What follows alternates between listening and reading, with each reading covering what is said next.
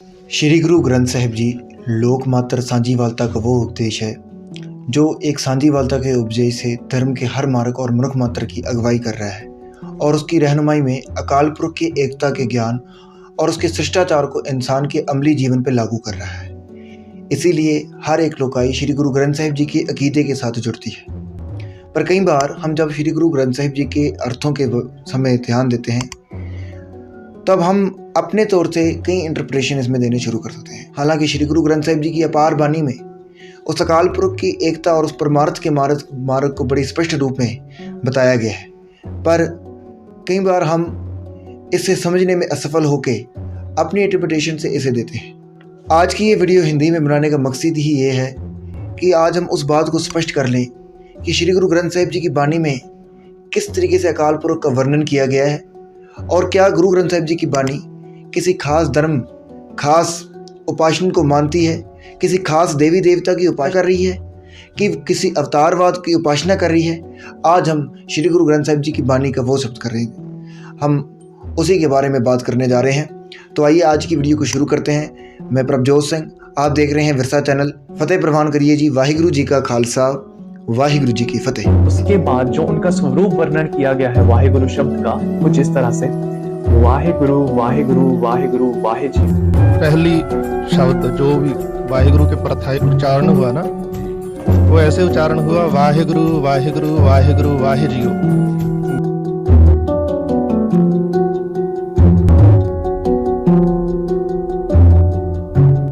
जैसा कि मैंने पहले ही कह दिया कि श्री गुरु ग्रंथ साहिब जी लोक मात्र सांझीवालता का उपदेश है। कैसे है? क्योंकि इसमें जहाँ 6 गुरु साहिबान की बानी है वहाँ 15 भक्तों और 11 भट्ट साहिबान जो भारत के अलग अलग सभ्याचार, धर्म, जात व पात से बिलोंग कर रहे थे, पर उनकी सारों की एक सूरता जो है गुरबानी में बनाई गई। इसीलिए गुरबानी का हर उपदेश जो है वो सांझीवालता के उपदेश को देता है। गुरबानी में सबसे बड़ा धर्म उसी अकाल पुरख से जुड़ने का धर्म ही माना गया है और उस अकाल पुरख की एकता के ज्ञान को अंदर धारण कर ले उसे ही वो धर्म माना गया है। गुरबानी का फरमान है, सर्वधर्म में श्रेष्ठ धर्म, हर को नाम जप निर्मल कर्म।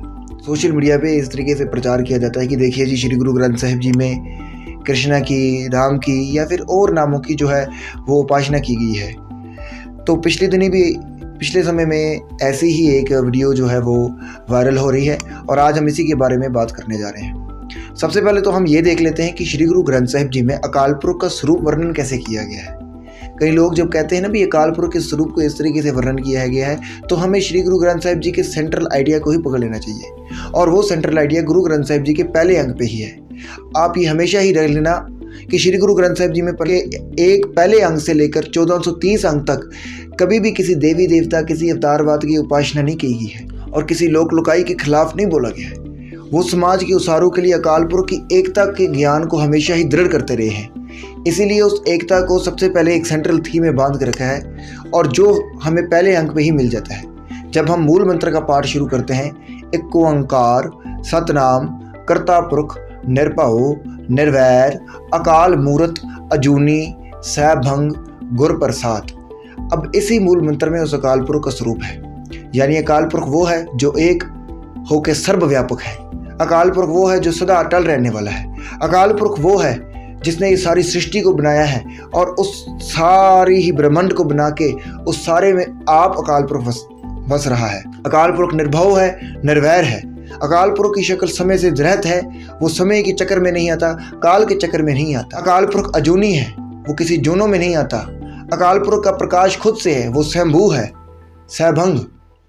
और ऐसा अकाल पुरख हमें उस गुरु की कृपा से मिलता है जो आज श्री गुरु ग्रंथ साहिब जी की अगुवाई में जिस अकाल पुरख के मार्ग के और जिस अकाल पुरख के सरगन रूप के दर्शन हम उस गुरबानी में करते हैं। इसीलिए गुरबानी का हर शब्द पढ़ने वक्त हमें इस सेंट्रल थीम को देखना है। गुरबानी में कभी भी इस सेंट्रल थीम से पीछे नहीं हटा गया है।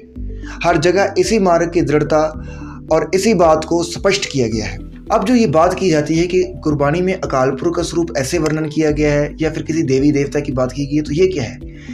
गुरबानी में अलग अलग नाम क्यों लिए गए हैं? जैसे राम, कृष्ण, मधुसूदन, दामोदर, ठाकुर, ऐसे नाम का वर्णन गुरबानी में क्यों किया गया है? तो सबसे पहले हम ये जान लेते हैं कि गुरबानी में जो अलग अलग नाम वर्ते गए हैं, चाहे वो राम हो, वो कृष्ण हो, वो मधुसूदन हो, वो दामोदर हो, वो ठाकुर हो, वो सारे एक कृत्रिम नाम है। अब जो कृत्रिम नाम है वो केवल और केवल हिंदू सभ्याचार से ही नहीं, इस्लामिक सभ्याचार से भी लिए गए हैं। जैसे अल्लाह, करीम, रहीम, राज़क, ये सारा कुछ अकाल पुरख के लिए ही वर्णन किया गया है। इन नाम में अकाल पुरख की एकता को परोया गया है।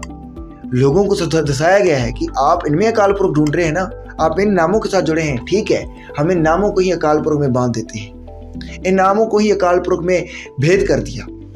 और सदगुरु श्री गुरु अर्जन देव जी ने इसे बड़े स्पष्ट तौर पर बताया है, जैसे कि एक बहुत बड़े सिख विद्वान भाई साहब भाई कान सिंह नाभा जी ने अपनी किताब गुरमत प्रभाकर और सुधाकर में बड़े अच्छे से डिफाइन किया है। वो कहते हैं कि श्री गुरु अर्जन देव जी ने इसकी स्पष्टता बिल्कुल तौर पे की हुई है। श्री गुरु अर्जन देव जी का खुद का शब्द है मारू राग में कि कीर्तम नाम कथे तेरे जेबा, सत नाम तेरा परा पूर्बला। इस शब्द में, इस पंक्ति में गुरु साहब जी ये दृढ़ करके बताते हैं कि परमात्मा तेरे अनंत नाम है। कीर्तम का मतलब होता है अनंत। तेरे कीर्तम वो नाम अनंत है जो लोगों की बुद्धि में है और जिस पे लोग निश्चय कर रहे हैं, भरोसा कर रहे हैं, पर ये तेरे असल नाम नहीं है। बहुत ये जुबान तो तेरे अनेक नाम बोल रही है, यह असल नाम नहीं है। तू आद है, सत नाम तेरा परा पूर्बला। तू सत्य है, जिसका अर्थ है कि तू सर्वकला में है। तू सर्वकालों में वो एक रस होने वाला है, जिसकी व्याख्या ही गुरु साहिब जी, गुरु नानक पातशाह जी ने जपजी साहब में की है। और जिस श्लोक में गुरु पातशाह जी कह देते हैं, आद सच, जुगात सच, है पी सच, नानक होसी पी सच। तो इन कृत्रिम नामों का भेद उस अकाल पुरख में ही रखा गया है।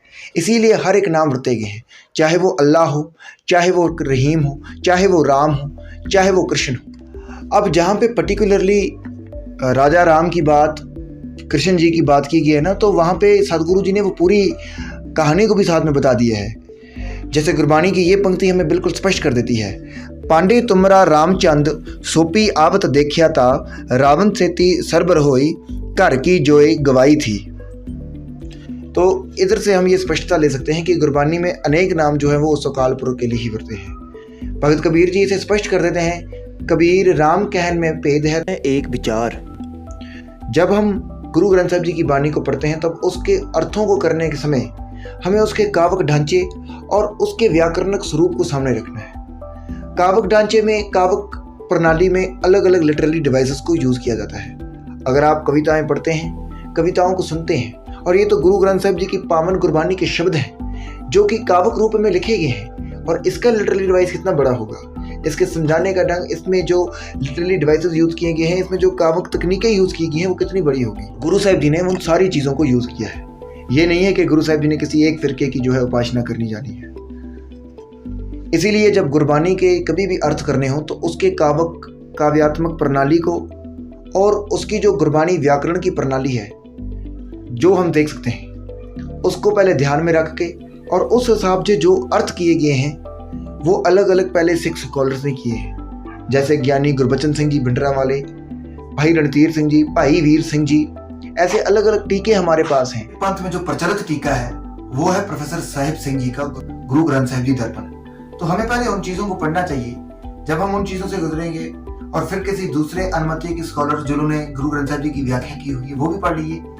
आप पढ़ने के बगैर खुद अर्थ कर रहे हैं और जिसको आप समझ नहीं रहे कि गुरबानी का काव्य तो स्ट्रक्चर क्या बोल रहा है। अब जिस शब्द की बात की गई है कि जो शब्द ये कहा जा रहा है कि ये भगवान कृष्ण की उस्तत में उतारा गया है, और शब्द क्या है वो पट गयंत जी, क्योंकि गुरु ग्रंथ साहिब जी में मैंने पहले ही बोला कि जहाँ 6 गुरु साहिबान की बानी है, वहाँ 15 भक्तों की बानी है, वहाँ 11 पट साहिबान की बानी है, और 11 पटों में से एक पट थे पट गयंत जी। पट गयंत जी ने जो शब्द उच्चारा है वो साहिब जी के अंग नंबर 1402 पे दर्ज है। वो शब्द है गुरु रामदास जी के प्रथाए हुए सवैया, जिसमें वो कहते हैं कवल नैन मधुर बैन कोट सैन संग शोभ कहत मां जसोत जिसे देही भात खाहे जियो। और इसकी पहली पंक्ति में ही स्पष्ट कर देते हैं वाहिगुरु वाहिगुरु वाहिगुरु वाहिगुरु। क्या इस शब्द में गुरु साहिब जी ने भगवान कृष्ण की उस्तत की है या कुछ और ही चीज जो है वो कहा गई है? क्या गुरबानी में ऐसी चीजें वर्ती गई हैं? आइए हम इसको भी जान लेते हैं।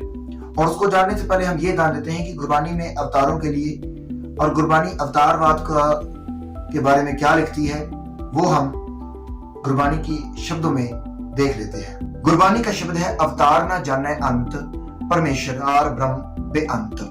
किसी भी अवतार में उस अकाल पुरख के अंत वाले स्वरूप को नहीं देखना है। अवतार आते हैं और चले जाते हैं। परमेश्वर पार ब्रह्म है जो बेअंत है, जिसका कभी अंत नहीं हो सकता। गुरु गोबिंद सिंह पातशाह जी भी इसी बात को पूरे स्पष्ट तौर पे कहते हैं कि बिन करतार न कीर्तम मानो। किसी अवतार के नाम को ना करतार नहीं मानना। बिन करतार न कीर्तम मानो, आद अजोन अभय अविनाशी तह परमेश्वर जानो। जो आद है, जो अजोन है, जो अविनाशी है, उसे ही परमेश्वर मानना है। इसी तरह गुरु ग्रंथ साहिब जी के पन्ना नंबर 634 पे लिखा है, देवी देवा पूजिए भाई, क्या मांगो क्या दे। इसी तरह गुरु ग्रंथ साहिब जी में और शब्द ऐसे लिखे गए हैं जिसमें हमें ये स्पष्ट तौर पर पता लग जाता है कि गुरु ग्रंथ साहिब जी ने किसी भी अवतार या किसी भी देवी देवता को कभी भी माना नहीं है। उस अकाल पुरख के आगे किसी कभी उच्चता और उसकी उपासना गुरु साहिब जी ने कभी भी नहीं की है। कबीर जी का शब्द है, कोट सूर जांकै प्रगास, कोट महादेव अर कबिलास, दुर्गा कोट जांकै मर्दन करै, ब्रह्मा कोट वेद उचरै, जो जाचों तो केवल राम, आन देव सो नाही काम। इन शब्दों को सुन के ही आपको पता लग गया होगा कि गुरु ग्रंथ साहिब जी में स्पष्ट तौर पे किसी अवतार के बारे में नहीं लिखा गया। लोग मानते हैं ना कि शिव, ब्रह्मा, ईश्वर या विष्णु या कृष्ण बड़े हैं, तो सतगुरु सच्चे पातशाह जी ने बोला है चपटी साहब में स्पष्ट करके, गुरु ईश्वर, गुरु गोरख ब्रह्मा, मेरे लिए गुरु ही वो ईश्वर है जिसे आप बड़ा मानते हो। नहीं, मेरे लिए गुरु ईश्वर बनेगा। मेरे लिए अकाल पुरख, मेरे लिए वो गुरु ईश्वर है। गुरु गोरख ब्रह्मा, मेरे लिए गुरु ही वो गोरख ब्रह्मा है। गोरखनाथ गुरु ही है, ब्रह्मा गुरु ही है, गुरु पार्वती माई। अब चलते हैं हम इस शब्द पे, जिस शब्द का ये बात की जाती है कि ये शब्द कृष्ण जी के लिए उतारा गया है। ये शब्द पूरा शब्द है, वाहिगुरु वाहिगुरु वाहिगुरु वाहि जियो, कवल नैन मधुर बैन कोट सैन संग शोभ, कहत माच सोत जसैं दही भांत खाहि जियो, देख रूप अत अनूप मोह महा मग बही, किंकनी शब्द जनतकार खेल पाहि जियो, कार कर्म हुक्म हाथ कहो कौन मेट सकै, ईस बम ज्ञान ध्यान धरत ही है चाहि जियो, सत साच श्री निवास आदि पुरख सदा तुही, वाहिगुरु वाहिगुरु वाहिगुरु वाहि जियो। जब हम इस शब्द के जो अर्थ हैं वो प्रोफेसर साहिब सिंह जी की टीके से पढ़ते हैं, तब हम इसकी जो स्पष्टता है वो से सकते हैं। जैसे कि मैंने बोला कि ये शब्द पट ज्ञान जी का उतारा गया है। 11 पट साहिबान जो कि गुरु रामदास साहब जी के दरबार में हाजिर हुए थे, ये 11 पट, इनका जब बैकग्राउंड हम पढ़ते हैं, इनके जब पिछोकड़ के बारे में पढ़ते हैं, तब ये एक खत्री ब्राह्मण श्रेणी से ताल्लुक रखते थे। ये उससे बिलोंग करते थे और उसी के साथ जुड़े हुए थे। इन्होंने पहले बहुत बार अलग अलग देवी देवताओं की उपासना की हुई थी। इनके दिमाग में वो सारी पुराण और वेदों की बात पहले से पड़ी हुई थी। इन्होंने पहले से वो साखियां सुनी हुई थी जो इन्होंने इससे पहले जो है एज अ ब्राह्मण, एज अ हिंदू रीति में सुनी, पर कहीं से भी संतोष हासिल नहीं हुआ। जब ये गुरु रामदास पातशाह जी के दरबार में हाजिर हुए और उधर जब गुरु साहब जी के उपदेशों को सुना, तब इनका मन उनके साथ जुड़ गया। गुरु साहब जी के इतिहास के बारे में सुन के इन्होंने उस समय जो 5 गुरु थे, गुरु अर्जन देव जी तक, उन सारों के लिए जो है अपने सभी उच्चारे, जिनको कि गुरु अर्जन देव जी पातशाह जी ने फिर गुरु ग्रंथ साहिब जी में परोया और गुरु ग्रंथ साहिब जी में उनको ऐड किया। जो आज भी श्री दरबार साहिब में जब अमृत वेले प्रकाश किया जाता है और इन्हीं सवैयों का पाठ जो है साथ साथ किया जाता है। इसी सवैये में जो ये शब्द है, कवल नैन मधुर बैन कोट सैन संग शोभ, देखने में ये शब्द हमें ऐसा ख्याल आ जाता है कि ये शब्द जो है वो इसके लिए लिखा गया है, लेकिन इसकी पहली लाइन पे ही ध्यान दीजिए, वाह गुरु वाह गुरु वाह गुरु वाह जियो, यानी कि हे गुरु तू असर्ज है। वाह का मतलब होता है असर्जता, जब असर्जता निकले, तेरे वचन सुन के मैं तेरे को असर्ज मानने लगा हूँ। और ज्ञानी गुरबचन सिंह जी इस 3 वाहिगुरु का स्वरूप ही ऐसे बांध देते हैं कि अगर 3 लोक है ना, तो तीनों लोक में उस अचरजता उस गुरु की ही है और किसी की नहीं है। ये उसकी स्पष्टता जो है वो कर देते हैं। अब जब इस शब्द के अर्थ के जरा हम देखते हैं, तब ये अर्थ है, पहली पंक्ति के अर्थ है, कवल नैन मधुर बैन कोट सैन संग शोभ, कि हे गुरु जी तेरे कमल जैसे नैन हैं, तेरे बच्चे बहुत मीठे हैं, करोड़ों ही जीव तेरे सामने खड़े होकर सुंदर लग रहे हैं, वो तू ही है मेरे सदगुरु जी। मैंने पहले से कई कहानियों को कई इनको सुना हुआ था। मैंने तो सुना हुआ था माँ यशोदा कृष्ण को देख के बड़ी खुश होती थी, उसके स्वरूप को देख के खुश होती थी, हम उनको सुनते रहते थे। पर आज गुरु तेरे वचन सुन के मुझे यकीन हो गया कि मेरे को उसमें भी अब तेरा ही स्वरूप नजर आ रहा है, मेरे को वही तेरा ही स्वरूप नजर आ रहा है। वो तू ही था जिसको माँ यशोदा कहती थी माँ यशोदा दही चावल खाने के लिए बोलती थी। तेरे हाथ में वो काल की कलम है जिसको कोई भी बेट नहीं सकता। और इसकी अगली पंक्ति में भट्ट गयंत जी इस शब्द की स्पष्टता बोल देते हैं, ईस बम ज्ञान ध्यान धरते ही है चाहे जीव। इसका मतलब होता है शिव और बम का मतलब होता है ब्रह्मा। और भट्ट जी यहाँ पे बोलते हैं शिव और ब्रह्मा तेरा जो ज्ञान है वो अपने हृदय में बसाना चाहते हैं, बल्कि तेरे ज्ञान को ही लेके चलना चाहते हैं। तू सच है, तू साच है, तू सदा ही स्थिर रहने वाला है, तू आदि पुरुष है, और जिसकी असर्जता के बारे में बिल्कुल भट्ट गयंत जी बोल देते हैं। भट्ट गयंत जी ने इस तरह ही ये शब्द की एग्जांपल्स दी है। गुरबानी में मैंने पहले ही बोला, इसकी काव्यिक स्ट्रक्चर को देखना पड़ेगा, इसकी एग्जांपल्स को देखना पड़ेगा। भट्ट गयंत जी ने यहाँ पे कृष्ण का स्वरूप तो बांधा हुआ है, पर पुस्तक सिर्फ और सिर्फ गुरु की है, और गुरु सेंट्रिक होके ही इस शब्द की उच्चारणा किया गया है।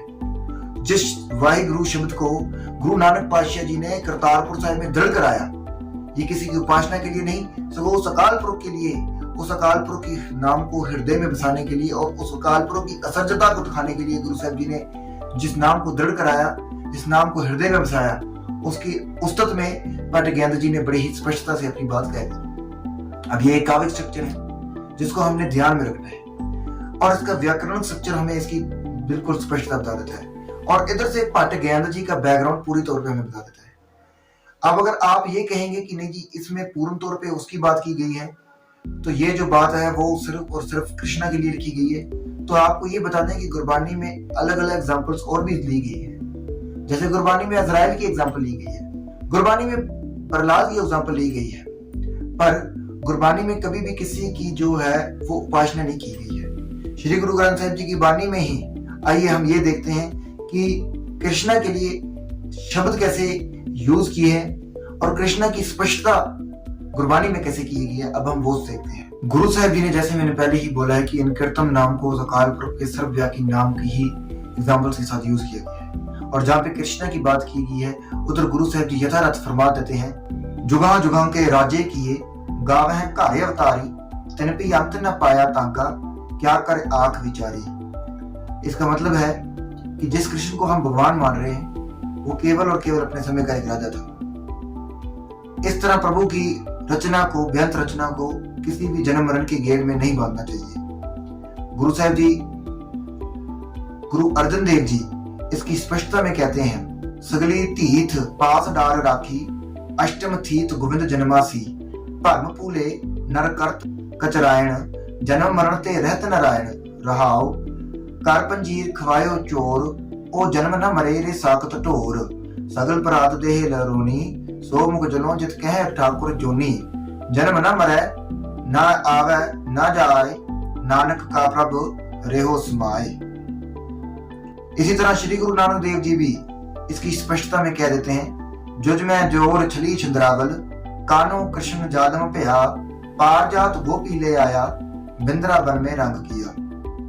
भगत कबीर जी अपने शब्द में उन लोगों को ये बोलते हैं जो कहते हैं कि कृष्ण रूप में भगवान को देखते हैं और उसको जन्म मरण के घेर में डाल रहे हैं। उसकी स्पष्टता में भगत कबीर जी कहते हैं, तुम जो कहते हो नंद को नंदन, नंद सो नंदन का को रे, तारण्य काश दसो दस नाही, तब ए नंद कहाँ थोरे।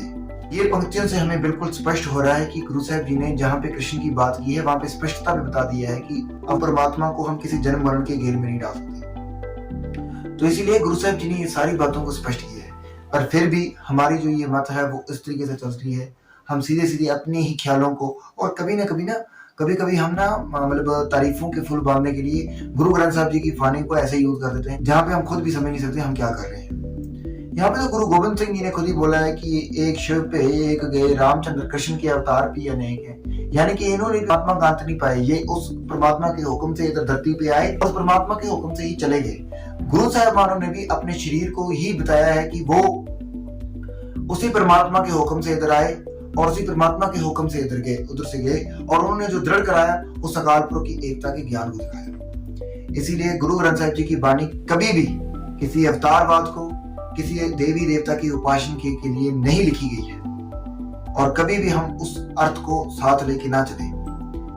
जिस चीज को हम पढ़ सकते हैं वो हमेशा ध्यान में रख के और उसकी असर्जता को देख के हम ये करते हैं। गुरु ग्रंथ साहिब जी तो वो एक महान ग्रंथ है जिसको जब अनधर्मियों ने पढ़ा ना तो उनके भी वही विचार थे। डॉक्टर एस राधाकृष्णन जो कि भारत के भूतपूर्व राष्ट्रपति रह चुके हैं, उन्होंने श्री गुरु ग्रंथ साहिब जी के बारे में क्या कहा है कि श्री गुरु ग्रंथ साहिब जी की वो जो अटल सच्चाई वो भक्ति का मार्ग है और वो एक ऐसा समुद्र है जो सारे ही सरहदों को पार करके एक देश को दूसरे से अलग करने से बचा देता है। इसी तरह श्री गुरु ग्रंथ साहिब जी के बारे में अमेरिका की एक प्रसिद्ध लेखक और नोबेल इनाम विजेता महिला श्रीमती पेरल बक वो कहती हैं कि श्री गुरु ग्रंथ साहिब की जो अर्थ है, जो विचार है, वो जो एक विचारों का एक मूल सोमा है जिसमें मनुष्य रूह की एक सारता प्रगटा सकता है और जो उसकी धुर के अंदर की लोचाओं की उसकी जो प्यास है उसको परमात्मा से जोड़ने के लिए, एक स्वर होने के लिए पूरी तौर पे काम कर रहा है।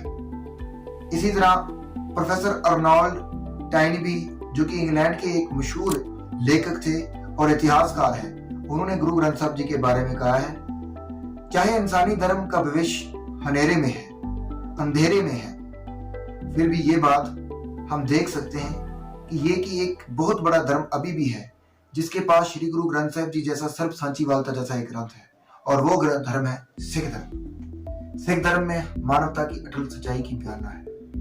यहाँ मानवता के लिए हर एक चीज है, पर कभी भी किसी अकीदे की विचार को इस तरीके से ना बदला जाए जिससे उनके धार्मिक भावनाओं और उनकी सद्भावना जो है उन पे ठेस पहुंचे।